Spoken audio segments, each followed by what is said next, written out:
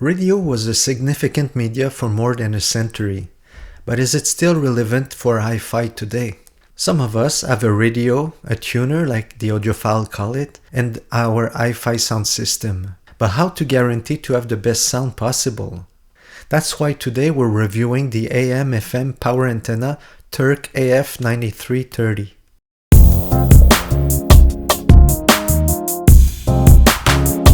Welcome to the Bast Audiophile with your host, the Bast, an audiophile.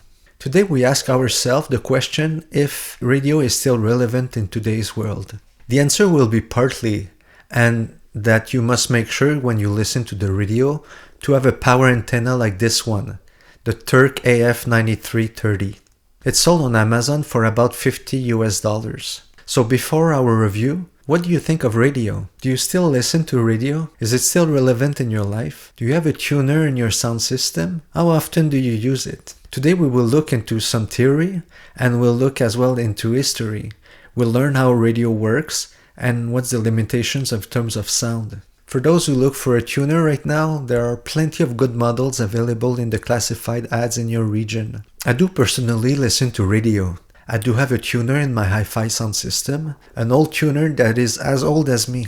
It's an old Technics ST8011. In fact, at the present time, all my peripheral sources are of the brand Technics. I connect my tuner directly into a mixer and then to my integrated amplifier via the normal RCA cables. You're kindly invited to watch our episode 81 on how to build a HiFi sound system to see how. If you do listen to radio at home or at the office, you might want to consider improving your experience by adding a power antenna like this one. Something like the Terk AF9330. Yes, tuners need antennas to receive the radio signal broadcasted from the radio station. A powered antenna, meaning an antenna that you can plug into an electrical outlet, can change entirely your radio experience. Why?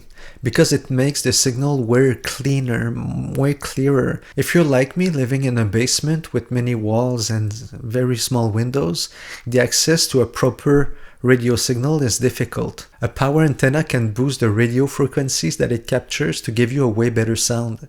It has for me. No more itch and scratch in the signal. Just pure music. If you look for a power antenna, there's plenty of different models online.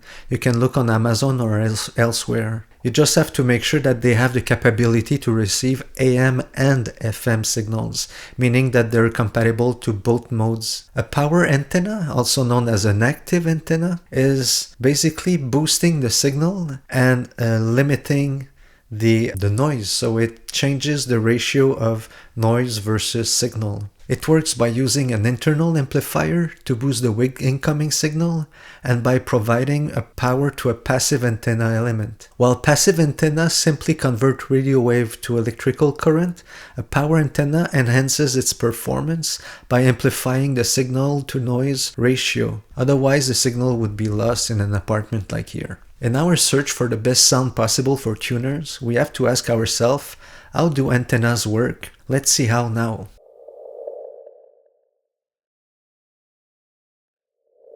How do radio works? First, we must learn what is a kink. Electromagnetic fields have a memory. When there's a variation in the wavelength, we call this a kink. Accelerating and decelerating charges of the electrical field create oscillations in the electromagnetic field. These oscillations travel through the air at the speed of light. The kink is the phenomenon that antennas are able to capture and play with. We can see here that a wavelength will be the double of the oscillation. The charge variation of the emitting antenna will vary from positive to negative and then from negative to positive. Creating an oscillation of charges is pretty simple. You send a DC current in a metal conductor and all the electrons will flow on one side of the antenna. Reverse the current and the electrons will flow to the other end. As shown here, the variation of the electron flow will emit a kink, an electromagnetic field oscillation. That kink will be decoded by your antenna at the receiving end, and your antenna will work exactly in reverse in order to decode the signal from the radio station. When radio frequencies hit your antenna, electrons react to the electromagnetic field and flow from one end of the antenna to the other one. That is why the orientation of the antenna is important. So when you have a tuner, it's important for you to experiment with the position of the antenna, to place it close to a window if possible, and to clear the way around it. According to the variation of the electromagnetic field, electrons oscillate from one end of the antenna to the other end, therefore generating a small current, a voltage that can be used and amplified by the tuner to generate a signal for the amplifier that is amplified again to create sound waves for the speaker of your HiFi system. That's how an antenna works. A powered antenna, though, simply uses electricity to boost the main signal by separating it from the noise. Sometimes it can boost the noise. If that happens to you, simply play with the orientation of the antenna to modify the signal input.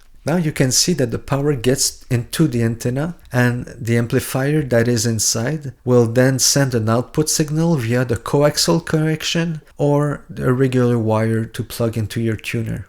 That's how a power antenna works.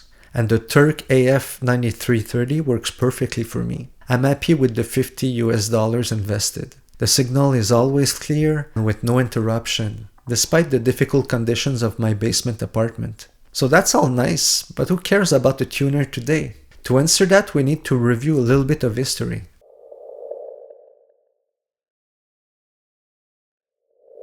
Now, a little bit of history. Heinrich Hertz is the first one to have experimented with the kink phenomenon in 1886. 22 years prior to this, in 1864, James Clerk Maxwell has proposed the original theory, and in 1873, 9 years after, Maxwell predicted that when you couple electric and magnetic fields together, the electromagnetic wave can travel through space. Hertz is the first one to have proved it. The signal could travel through air. 30 years prior to that, we had proven that the signal could travel through cables. The invention of the microphone had led to the invention of the telephone. It's an Italian inventor, Antonio Mirci, who developed in 1856 a dynamic microphone based on the generation of electric current. He used a moving coil to send different depth of magnetic field through a wire. But Hertz's discovery was able to do the same thing, but encoding the sound through air, a revolution that led to the first practical radio communication system. The first radio transmission was developed by Guglielmo Marconi in 1894, 38 years after the invention of the microphone and 8 years after Hertz's discovery. At that time, radio transmitted telegraph signals by radio waves. They used the frequencies between 3 Hz and 300 GHz. The first radio transmission of a human voice happened on December 23, 1900. Reginald Fessenden from the U.S. National Park Service sent the first transmission of a human voice over a short distance on Cobb Island in Maryland. 6 years later, he conducted the first public broadcast of voice and music on Christmas Eve in 1906. The First World War pushed the technology limit a little bit further with the first audio conversation transmitted through radio waves. On November 2nd, 1920, the first commercial radio broadcast was transmitted by the Westinghouse Electric and Manufacturing Company in Pittsburgh. Quickly, radio gained popularity to compete with printed media like magazines and newspapers. If we look at the average media consumption of Americans today, from the beginning of the last century up to 2020, in average, the time spent by Americans from all ages, so young and old people, is mostly in TV today. Before it was analog TV, and today it's digital TV. Internet, gaming, and smartphones are following in second, third, and fourth position. Radio was second from 1920 up to the Second World War, but then TV arrived. Radio today is in sixth position. It has surpassed print media like newspapers and magazines. The radio signal is now digital, but it still follows the same electromagnetic principles. Today, most people listen to the radio in their cars or in public contexts like the office as a background noise. In both cases, the listening quality is sporadic and variable in quality. The real problem for HiFi, though, is more technical. Stereo FM broadcasting that is better than AM one uses an audio frequency response that is typically limited from 50 Hz to 15,000 Hz. So for audiophiles like us, the sub bass from 20 to 50 Hz is not there, as well as the high treble from 15 to 20 Hz is completely gone. So that's the main hurdle, since these frequencies are missing for true music lovers like us. Even though radio can be very interesting for its content. What is your consumption of radio? Do you even listen to radio? Are you discovering new artists through radio? What is your favorite station? Do you look more for music or more for information? I personally listen to radio once in a while to discover new music.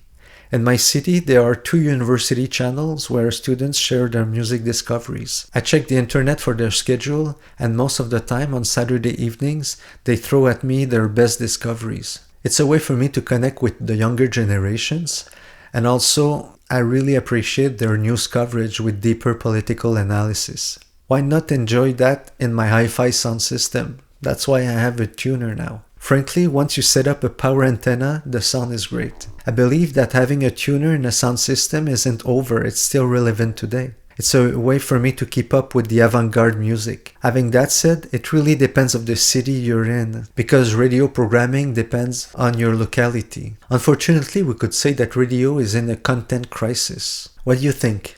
Please leave a comment. I do read every comment, and it's a way for me to improve the content of these videos. For me, when it comes to the radio, I believe that it's not the technology that is bad. It's more the radio stations that are anorexic in good music and obese in advertising. Hopefully, as long as students will keep broadcasting their music, I will have a tuner in my HiFi sound system. That's it for today. Thank you for watching. It was a real pleasure to make this video again for you. I hope that you liked it. If HiFi music and equipment is of interest to you, we have also the comment section to exchange. Should you want to be part of the making of these videos, please consider joining our Patreon for about $5 a month. The link is down below in the description. It gives you the opportunity to contribute to the content and chat with me while I'm making them. Finally, if you're a manufacturer and you want us to review one of your unique products, we're kindly inviting you to write us via the email provided in the About section of this YouTube channel. Thank you again. We look forward to seeing you in other videos. Goodbye.